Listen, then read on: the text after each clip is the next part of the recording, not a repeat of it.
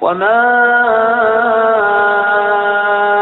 أرسلنا من قبلك إلا رجالا نوحي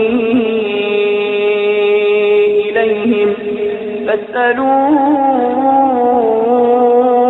أهل الذكر إن كنتم لا تعلمون بالبينات والزبر وأنزلنا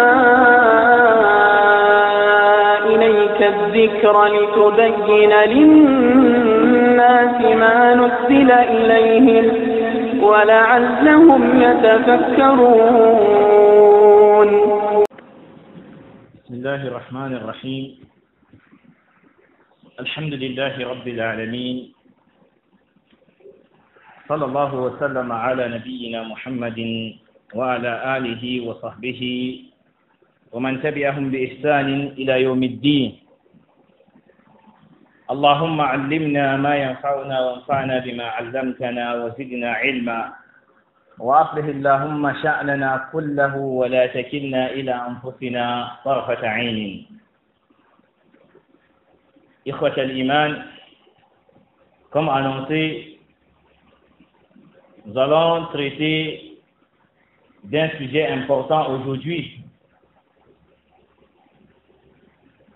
d'un sujet qui nous concerne tous, d'une question qui engage l'intérêt général, parce que nous sommes à la rentrée et les cours ont repris dans les établissements. Et entre-temps, il existe des paroles et des positions selon lesquelles les musulmans ne se doivent pas d'envoyer leurs enfants à l'école conventionnelle, qu'ils appellent école occidentale. Et compte tenu de l'importance de ce sujet, nous avons choisi de parler de quelques principes de la charia relatifs à ce sujet, afin que les musulmans soient avertis. Et de ce fait, j'ai préparé quelques principes dont la compréhension et la maîtrise permet aux croyants de cerner le sujet et d'avoir une position claire, concordante avec les textes de la révélation.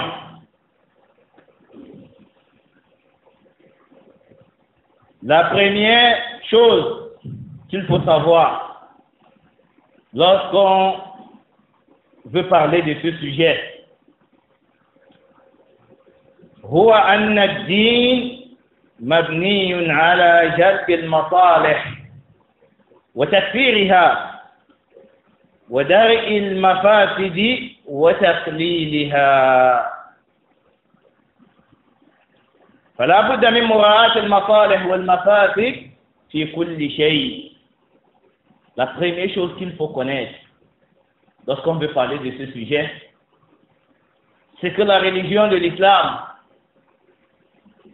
repose sur la concrétisation des intérêts, des avantages et sa multiplication. De même que la répression du mal et sa diminution. C'est-à-dire que l'islam, en résumé, c'est concrétiser le bien et multiplier le bien. C'est aussi réprimander le faux, le mal, éteindre le mal, ou alors le réduire. C'est pour ça qu'il faut donc absolument tenir compte des degrés qui séparent les intérêts et les mots.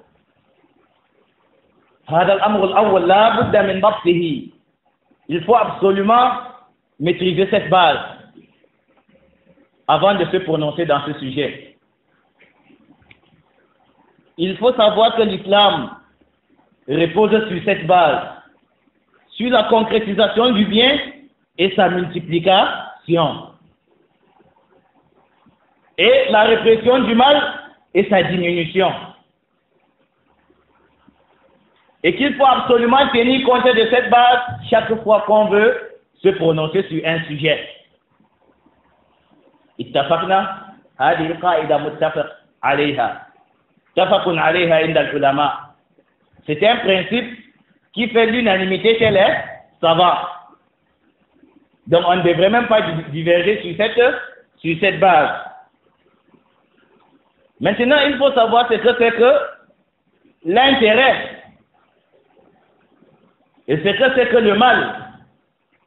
Et الضابط الذي من خلاله تعرف المصالح والمفاسد.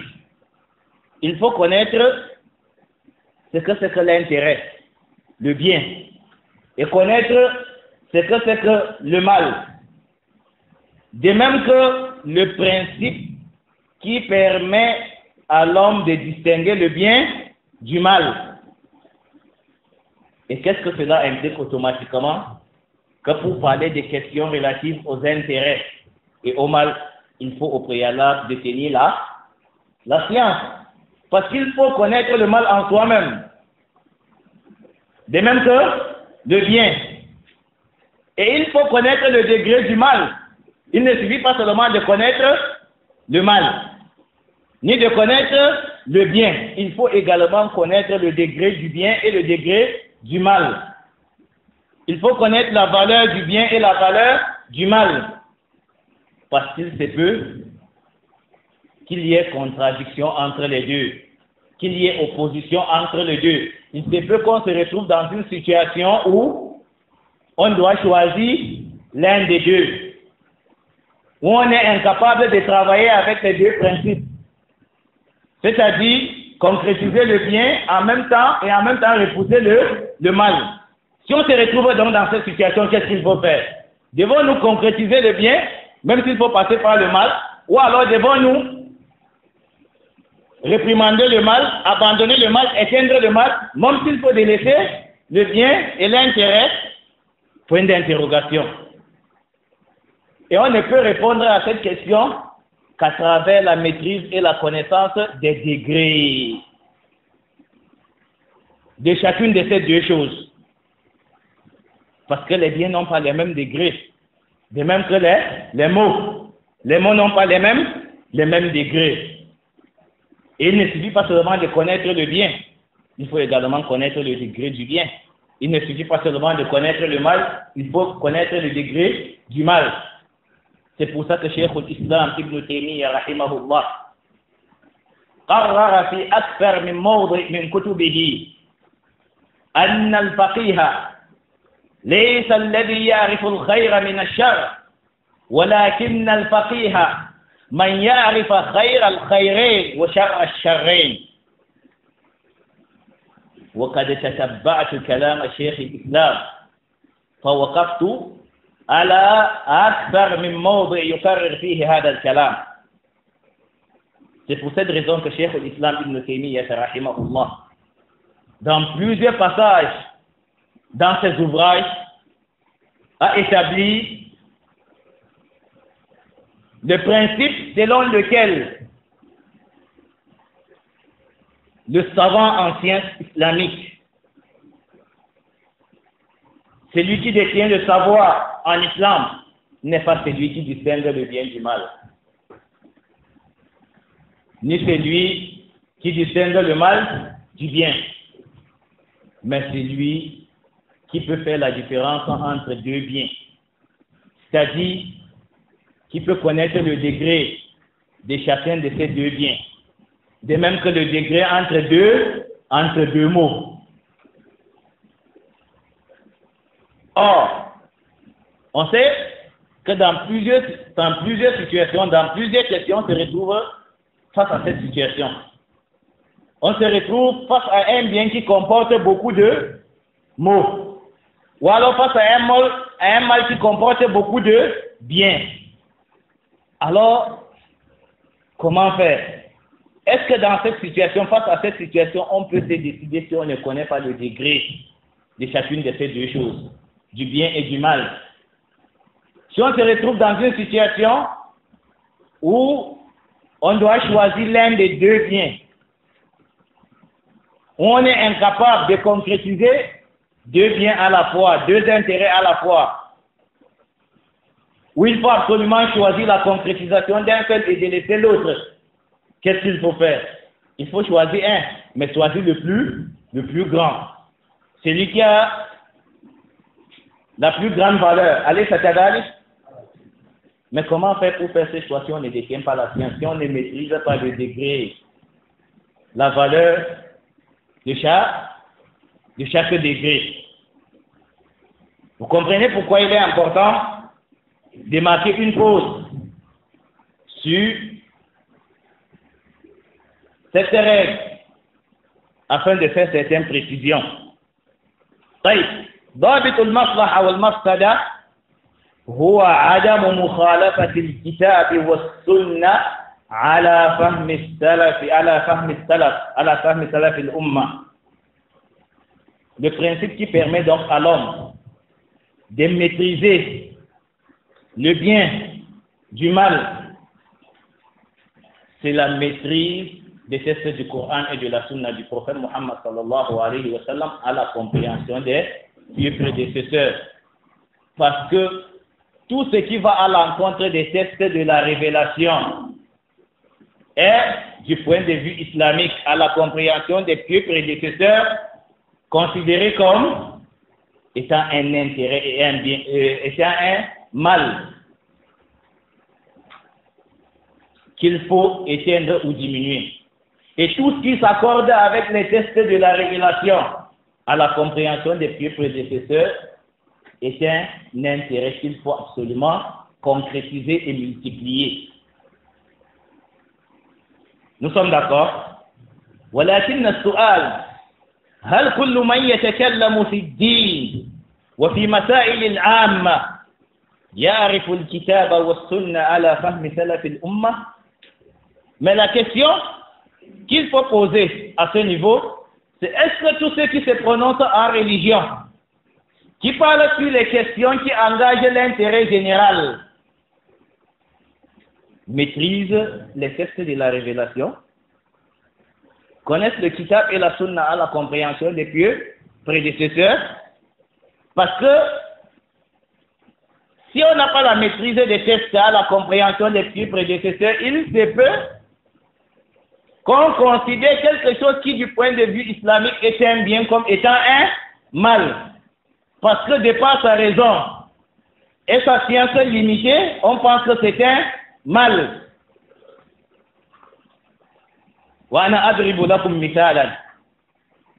Et je vais prendre un exemple clair et explicite. L'histoire de Moussa et Khadir, alayhim as-salam, lorsqu'ils étaient dans le bateau des pauvres. D'après les textes de la révélation, parce que ça ne doit pas faire objet d'un débat, qui était plus savant entre les deux? Hein? Moussa alayhi salam était plus savant de manière générale, mais Khadir détenait la science, une science particulière que Moussa ne détenait pas. Donc, sur cette question, Khadir était plus savant et Moussa détenait une science limitée. Allez, c'est d'ailleurs pour ça qu'Allah subhanahu wa ta'ala a envoyé Moussa vers Khadir afin qu'il complète sa science, qu'il complète cette partie de la science qu'il ne détenait pas. Allez, lorsqu'ils sont arrivés, lorsqu'ils ont emprunté le bateau, comment est-ce que ça devait se comporter? فلما ركب في السفينة خرقها قال أتغرقها. C'est quoi le verset? قال أخرجتها لتغرق أهلها لقد جئت شيئا إمرا. As-tu percé le bateau? As-tu percé le bateau pour faire noyer ces passagers? Tu as certes fait quelque chose de mauvais. De mauvaise. Allez, Sakadalik, du point de vue de Moussa, c'est quelque chose de mauvais. Est-ce qu'à la base, ce n'est pas quelque chose de mauvais? Est-ce qu'à la base, à partir de la raison, est-ce que ce n'est pas quelque chose de mauvais? C'est mauvais. Là, d'après les textes de la révélation, est-ce que c'est quelque chose de mauvais? C'est un bien. Parce qu'à travers ce mal, Khadir allait préserver le bateau. Et l'islam est venu concrétiser les intérêts, préserver les intérêts et concrétiser le bien. Donc, s'il faut que la concrétisation d'un intérêt passe par un petit mal, un mal qui n'atteint pas le degré, qui ne vaut pas le bien, que l'islam cherche à concrétiser, alors en ce moment, ce mal devient un bien du point de vue islamique. Ceci pour dire que ce n'est pas chaque fois que d'après toi, quelque chose va à l'encontre des textes de la révélation, qu'en réalité, du point de vue islamique, cette chose va à l'encontre des textes de la révélation. Et c'est pour ça qu'il ne faut parler que lorsqu'on détient la science. Nous sommes d'accord sur ce principe. Les textes sont clairs. طيب. فالأصل جلب جميع المصالح وتكثيرها ودرء جميع المفاسد وتقليلها. Donc la base, c'est que l'islam vient concrétiser tous les intérêts et multiplier le bien. Et réprimander tout le mal et éteindre tous les maux. Et les diminuer. Nous sommes d'accord? Ça c'est la base. Maintenant, cette base a des sous-bases, si on peut utiliser ces termes. لذلك قرر العلماء أن المفاسد إذا تعارضت مع المصالح فدرء المفاسد أولى من جلب المصالح يعني مقدم على جلب المصالح. طيب. Maintenant, sous cette base, il y a une sous-base. Cette sous-base, c'est que si on se retrouve dans une situation où les intérêts sont en opposition avec les maux, les fléaux, et qu'il faut absolument soit concrétiser l'intérêt ou réprimander le mal, éteindre le mal. À ce moment, que doit-on nous faire? La base, c'est qu'on doit faire passer la réprime, ça se dit? C'est quoi le mot? Non, la répression. On doit faire passer la répression du mal avant la concrétisation de l'intérêt. وَلَكِنْ لَيْسَ عَلَى الْإِطْلَاقِ. Mais ce n'est pas une règle absolue qui n'admet pas des exceptions. Parce que la suite, c'est que pour faire passer le mal, la répression du mal avant la concrétisation du bien, il faut que le mal qu'on cherche à réprimander soit au-dessus de l'intérêt ou au même pied d'égalité que l'intérêt. À ce moment, ça ne vaut pas la peine de concrétiser un intérêt qui ouvre la porte à un mal qui est au même niveau, qui a la même valeur que cet intérêt, parce qu'en réalité, ce mal vient d'annuler. S'ils ont la même valeur, ça veut dire que le mal vient annuler l'intérêt. Et l'intérêt ne prend de valeur que lorsqu'il est au-dessus du mal. Allez, ça s'adapte. Donc c'est donc pour ça que lorsque la concrétisation de l'intérêt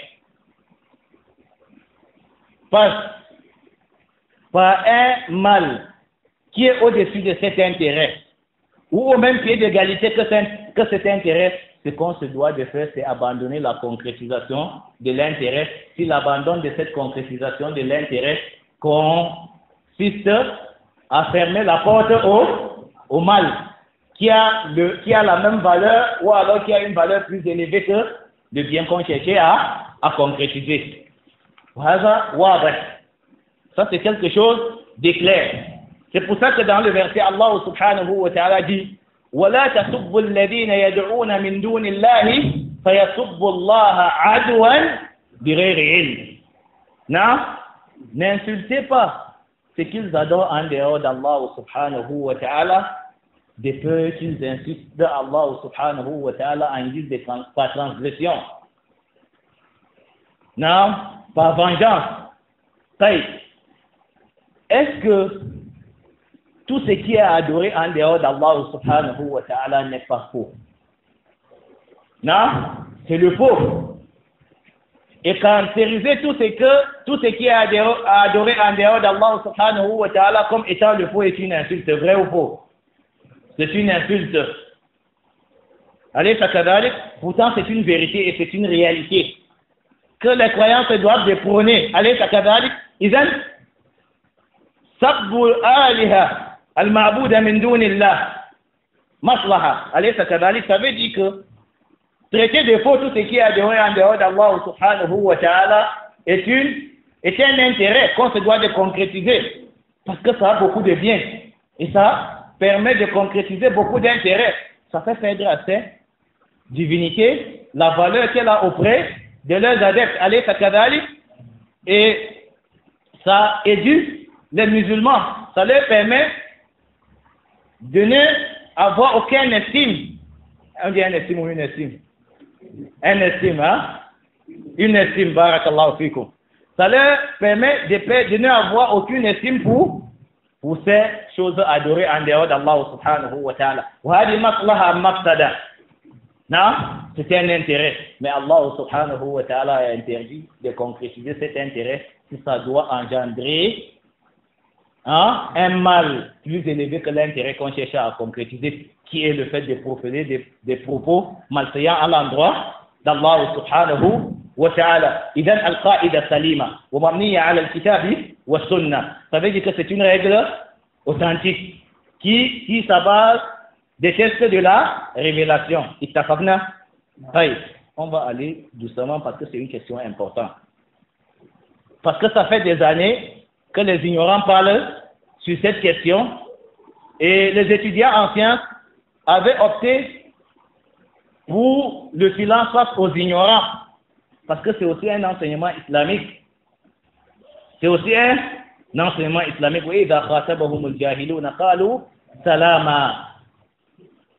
Mais quand il est établi que l'ignorant et les propos de l'ignorant ont commencé à avoir de l'influence, il faut réagir en ce moment.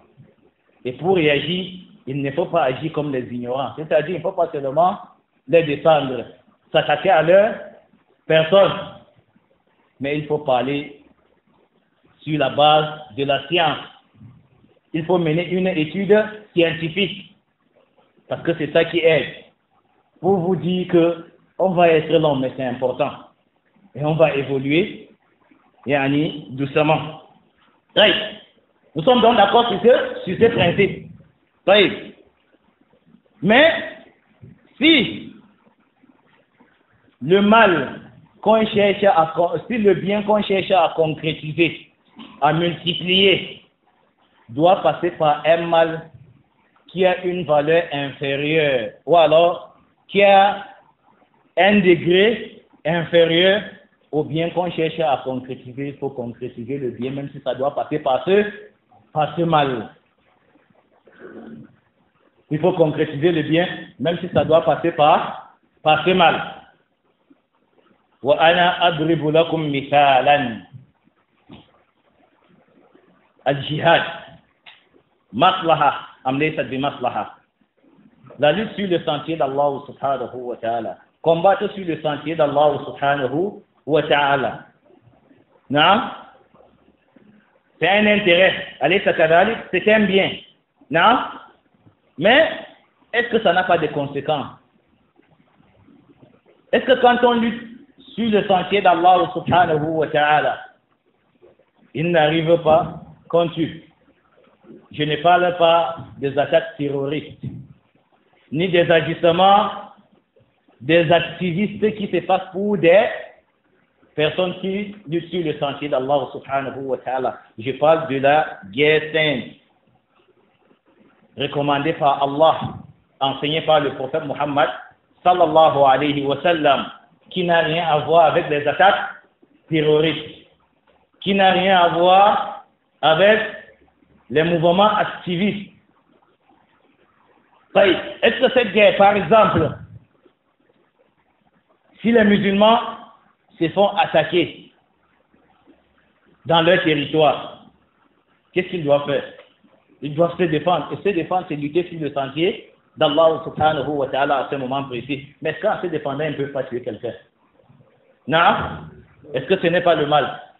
Mais est-ce que ce mal est au-dessus de l'intérêt qu'il faut préserver, qu'il faut concrétiser? Alors, si l'intérêt à concrétiser, le mal à concrétiser est au-dessus du mal par lequel il faut passer pour le concrétiser, on doit concrétiser l'intérêt.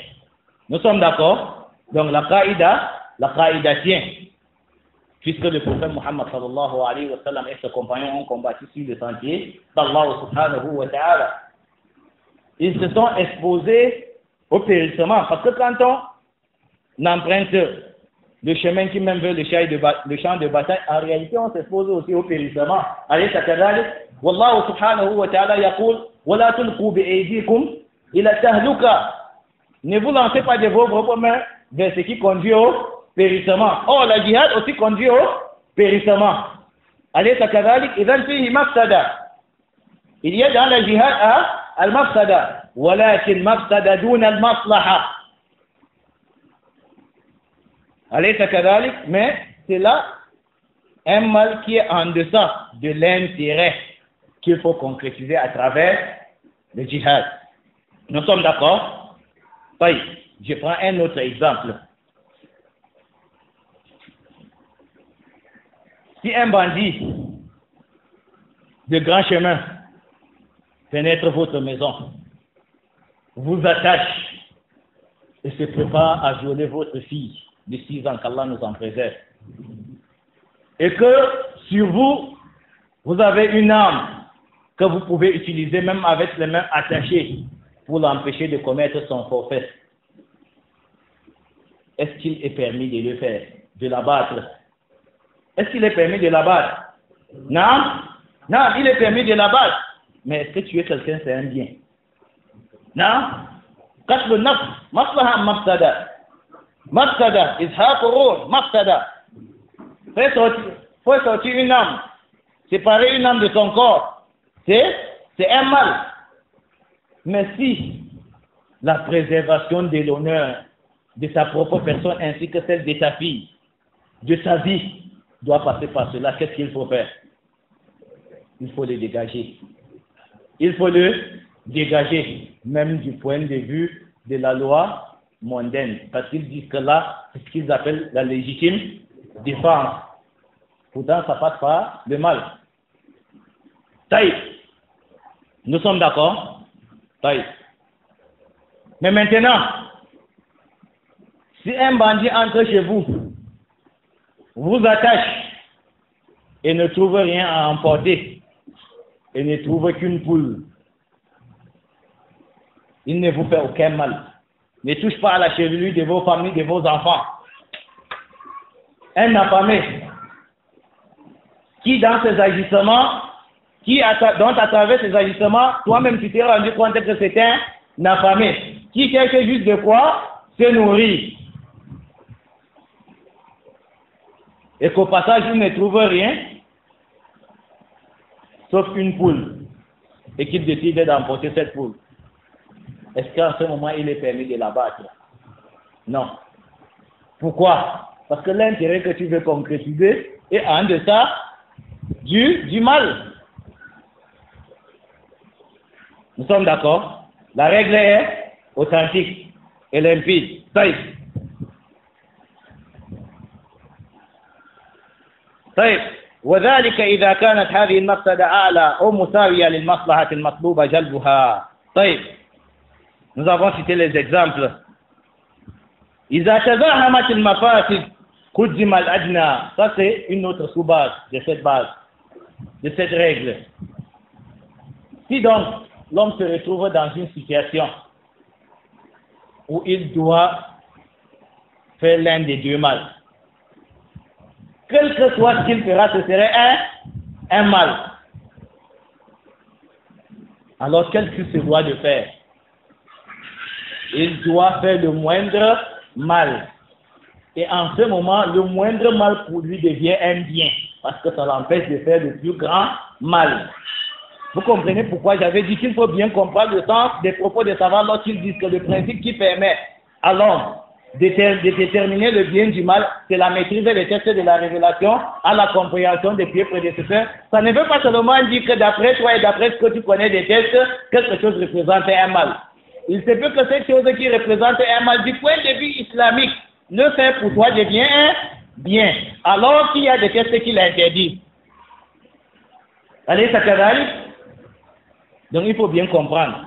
Donc si on se retrouve dans une situation où on est face à deux mots, on doit faire le moindre mal. مثال ذلك قصة الأعرابي الذي بال في المسجد. L'exemple, c'est le hadith du bédouin qui est entré dans la mosquée et s'est mis à uriner. Si on le laisse uriner, c'est un bien ou c'est un mal? C'est un mal. Quelqu'un qui a laissé tous les endroits, il est venu entrer dans une mosquée et s'est mis à uriner.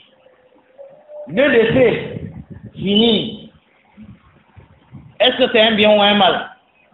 C'est un mal, parce qu'il est en train de ternir la maison d'Allah subhanahu wa ta'ala, qui a été érigée pour l'adoration d'Allah subhanahu wa ta'ala. Mais, si on l'empêche aussi d'uriner, alors qu'il a déjà commencé, en essayant de l'empêcher, il se peut qu'il propage les urines partout dans la mosquée. Est-ce un bien ou un mal? Un mal.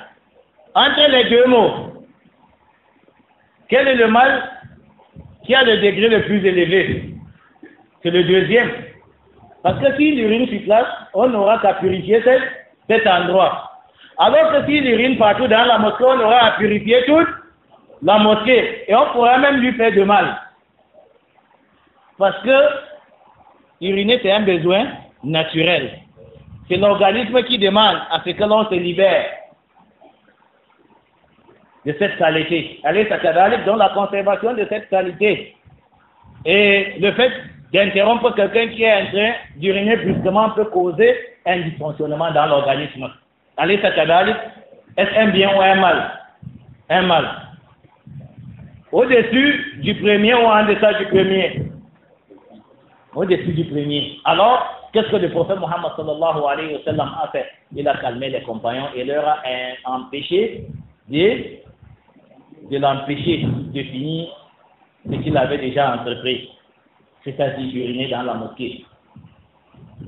Et lorsqu'il a fini d'uriner, le prophète Mohammed sallallahu alayhi wa sallam a ordonné qu'on nettoie l'endroit. C'est plus facile de nettoyer un endroit que de nettoyer toute la mosquée ou plusieurs endroits. Allez, et ensuite, le prophète Mohammed sallallahu alayhi wa sallam a parlé aux bédouins qui s'est soumis à l'enseignement du prophète Mohammed sallallahu alayhi wa sallam. فاندفعت المفسدة الكبرى بارتكاب المفسدة الأدنى وتحققت المصلحة الشرعية. Vous avez compris? À travers cela, à travers l'agissement du prophète Mohammed sallallahu alayhi wa sallam, un petit mal a été fait. Allez, mais le délaissement de ce mal, c'est-à-dire le fait de délaisser le bédouin poursuivre ce qu'il avait commencé, a permis d'éteindre un mal plus grand, d'empêcher un mal plus grand. Et par la même occasion a permis de concrétiser un intérêt religieux. Parce qu'après, le prophète Mohammed sallallahu alayhi wa sallam l'a enseigné et il s'est soumis à l'enseignement du prophète Mohammed sallallahu alayhi wa sallam. Or, si les compagnons du prophète Mohammed sallallahu alayhi wa sallam avaient violenté l'homme, est-ce qu'il aurait patienté pour suivre ce que le prophète Mohammed sallallahu alayhi wa sallam allait lui dire? Qu'est-ce qu'on retient de tout ça? Que pour se prononcer sur les questions religieuses, il faut avoir une parfaite maîtrise des textes de la révélation. Et c'est cette maîtrise qui permet aux croyants de connaître les tenants et les aboutissements et les aboutissants de chaque parole en religion, de chaque position que l'on adopte. Allez, Sakadalik, nous sommes d'accord sur tout ce qu'on a dit jusqu'ici. Non? طيب. لذلك من تأمل فيما سبق أدرك إدراكا جازما أن مراعاة المصالح والمفاسد متوقفة على معرفة مراتب درجات المصالح والمفاسد. Quiconque donc médite sur tout ce qui a été précédemment exposé et donc vous dites être d'accord à l'unanimité, se rendra compte, se rendra compte et de manière évidente que tenir compte des intérêts et ou alors maîtriser les intérêts et les mots et faire la différence entre ces deux repose sur la maîtrise des degrés de chacune de ces deux choses. والعارفون بذلك هم علماء الكتاب والسنة والمشتغلون بالعلم. Alors qu'à l'unanimité des personnes douées d'intelligence, les seuls qui maîtrisent les degrés de ces choses sont les savants de la sunna, de même que les apprenants. Tullabul ilm, al-mushtagiluna bil ilm, ceux qui sont connus comme étant des étudiants, des apprenants auprès des savants. Ce n'est que ces derniers qui peuvent maîtriser de tels sujets. Nous sommes d'accord? Et c'est pour ça qu'Allah subhanahu wa ta'ala dit Fas'alu ahla dhikri in kuntum la ta'lamun. Interrogez les hommes de science lorsque vous ne connaissez pas. Est-ce que vous maîtrisez les degrés des biens? Est-ce que vous maîtrisez les degrés des mots? Est-ce que vous maîtrisez toutes ces règles à la lignée du Coran et de la Sunna? Alors votre place du point de vue islamique, c'est interroger ceux qui savent au lieu de parler, au lieu de vous prononcer. Nous sommes d'accord? طيب. فلا يحسن الكلام في هذا الباب إلا المشتغلون بالعلم ولا يؤخذ الدين إلا عمن عرف بالطلب. Ne peut parler convenablement dans ces sujets que les détenteurs de science. Nous sommes d'accord? Et on ne prend pas sa religion d'une personne qui n'est pas connue pour avoir étudié. Islamiquement, il n'est pas permis de prendre sa religion, d'entendre ce avec quoi on va adorer Allah chez une personne qui n'est pas connue pour avoir étudié. Et quand on fait ce genre de développement, on comprend la règle établie par les plus prédécesseurs. Inna hadha al-ilma dinun fanduru amman ta'khuduna dinakum. Certes, cette science représente votre religion. Regardez donc ici, vous prenez votre religion. Pourquoi est-ce qu'il faut regarder cette personne? Et qu'est-ce qu'on regarde? Son âge, sa taille, la taille de sa barbe? Non. On regarde son parcours. On regarde son parcours et c'est pour ça que vous verrez que chaque fois que les savants veulent expliquer un livre, ils prennent toujours la peine de parler de l'auteur. pour permettre à l'apprenant de savoir qu'il prend là d'une personne de qui il se doit de prendre du point de vue islamique. Vous voyez donc qu'il ne suffit pas seulement de connaître cette qaïda inna hada al-ilma dinun fanduru amman ta'khuzuna dinakum, mais il faut comprendre la quintessence de ce principe établi par les plus prédécesseurs, parce qu'il y a beaucoup de personnes qui tiennent ce même propos, qui récitent ce même principe, alors qu'ils n'ont rien compris du principe. Puisqu'ils le disent souvent, généralement, ils le disent pour mettre en garde contre ceux qui sont connus pour avoir étudié, qui parfois bénéficient de la créditation de certains savants. Allez, Sakadalik. Donc il faut bien comprendre et ne pas jouer avec les principes de la religion. قال ابن مبارك رحمه الله الإسناد من الدين ولولا الإسناد لقال من شاء ما شاء. Abdullah ibn Mubarak, qui était un tabi, un imam parmi les plus prédécesseurs, a dit la chaîne de transmission fait partie de la religion. C'est-à-dire qu'il faut qu'une personne parle à l'islam, il faut qu'il soit connu. Pour avoir étudié chez celui qui a étudié, chez celui qui a étudié jusqu'au prophète Muhammad sallallahu alayhi wa sallam. Parce que la chaîne de transmission qui finit au prophète Muhammad sallallahu alayhi wa sallam finit à Allah subhanahu wa ta'ala. ولذلك كان سند الصحابة عن النبي صلى الله عليه وسلم عن جبريل عن الله. C'est pour ça que la chaîne de transmission la plus élevée, qui est celle des compagnons, était composée du prophète de Jibril venant d'Allah subhanahu wa ta'ala. La science islamique, c'est la suite de cette chaîne. Il faut qu'une personne soit connue. Il faut qu'il ait un curriculum vitae. Ça fait partie de l'islam. Qu'il ait une identité intellectuelle pour parler en islam. Al-Isnad min ad-din, ça fait partie de la religion. Parce que s'il n'y avait pas ça, laqala man sha'a kama yaqulun ma sha'a. Parce que n'y eut cela, c'est lui qui veut allait dire ce qu'il veut. Et est-ce que la religion c'est comme ça? Les portes sont ouvertes à n'importe qui, à celui qui veut, afin qu'il affirme ce qu'il veut. La abadan. La yatakallamu fi ad-din illa al-arifuna billah. Ne se prononcent en religion que ceux qui connaissent Allah subhanahu wa ta'ala, que ceux qui sont connus pour avoir étudié. C'est pour ça que j'ai toujours rappelé.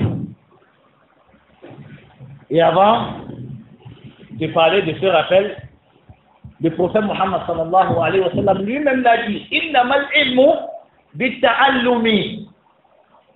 Faman takallama bil ilmi ولم يعرف بالطلب فعلمه شرعا ليس بعلم لأن النبي صلى الله عليه وسلم قال قولا صريحا إنما العلم أداة الحصر بالتعلم. Le prophète Muhammad sallallahu alayhi wa sallam a été clair et explicite et il a prononcé une parole qui ne prête pas à équivoque. Il a dit, on acquiert la science que par le biais de l'apprentissage. Ça veut dire que si une personne parle en islam de la science, prétend propager la science alors qu'il n'est pas connu pour avoir appris du point de vue islamique ce qu'il propage, ce n'est pas la science. فهمتم هذا الكلام؟ فكثير من المتكلمون بالعلم يتكلمون بكل شيء إلا بالعلم الشرعي.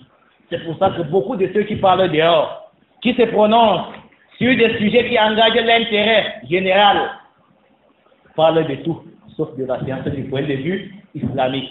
Là, c'est pour la simple raison qu'ils ne sont pas connus pour avoir étudié. Et la science islamique ne s'acquiert que par le biais de l'apprentissage. Wa innama adatul hasr. Innama, c'est une expression qui marque la restriction. Donc il n'y a pas d'autre voie si ce n'est la voie de l'apprentissage. Donc, L'apprenant, c'est celui qui a son enseignant. Et l'apprenant qui suit les pas du prophète Muhammad sallallahu alayhi wa sallam est celui qui a l'enseignant, qui a un enseignant accrédité, connu pour sa fidélité et son cramponnement au texte de la révélation, parce que notre modèle, qui est le prophète Muhammad sallallahu alayhi wa sallam, était caractérisé par ces traits. Alaysa kadhalik, et son enseignant qui est Jibril. Man alladhi zakkahu? Allah subhanahu wa ta'ala.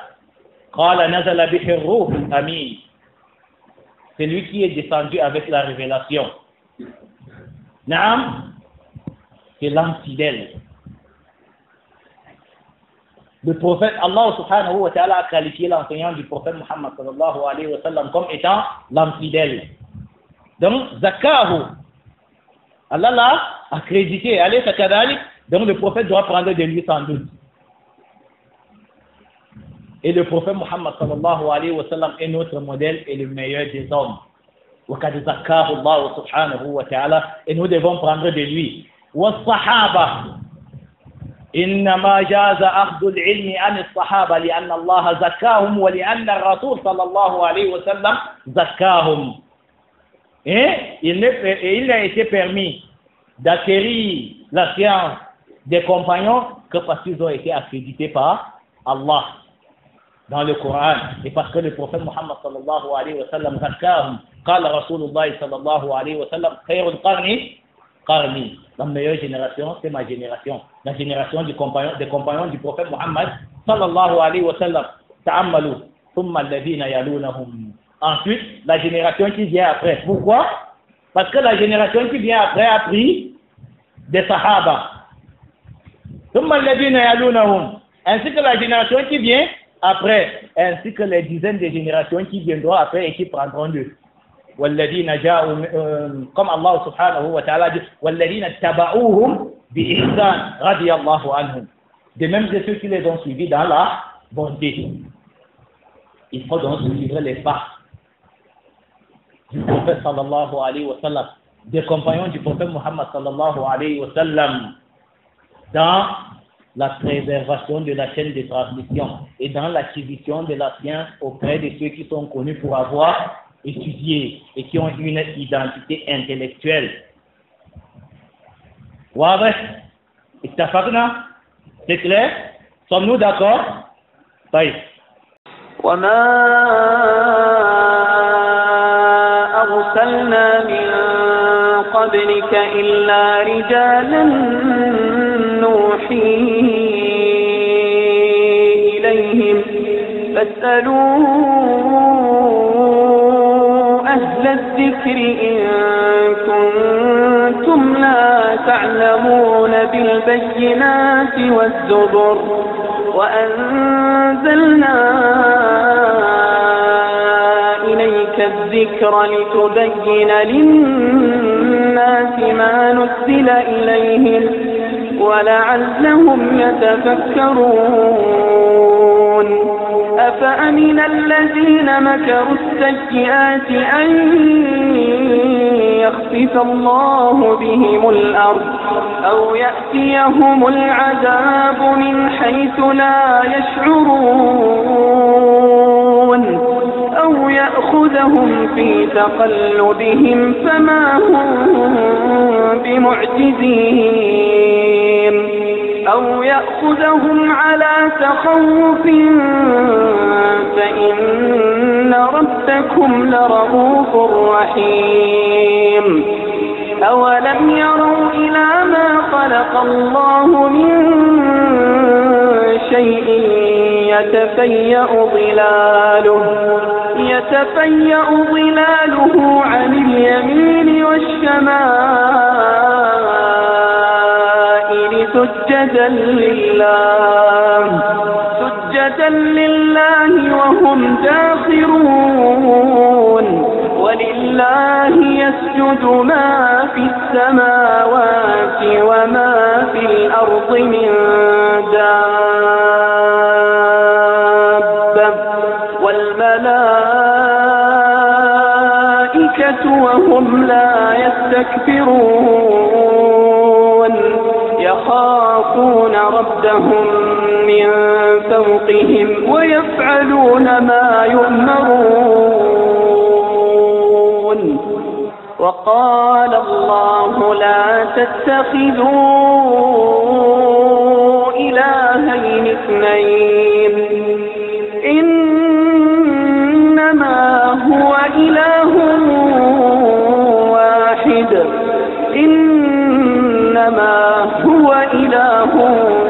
واحد فإياي فارهبون. وله ما في السماوات والأرض وله الدين واصبا أفغير الله تتقون. وما بكم من نعمة فمن الله ثم إذا مسكم الضر فإليه تجأرون. ثم إذا كشف الضر عنكم إذا فريق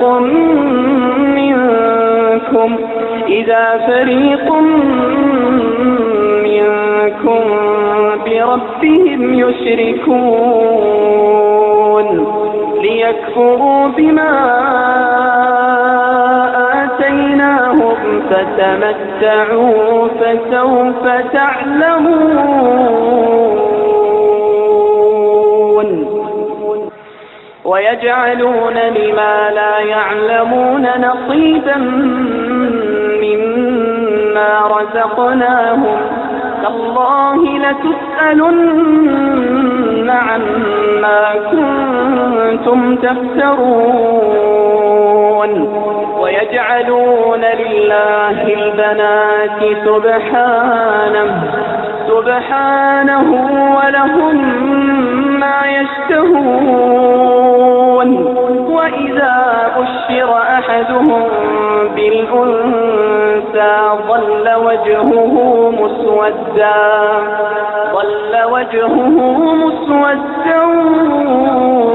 وهو كظيم يتوارى من القوم من سوء ما بشر به أيمسكه على هون أم يدسه في التراب ألا ساء ما يحكمون. للذين لا يؤمنون بالآخرة مثل السوء ولله المثل الأعلى وهو العزيز الحكيم.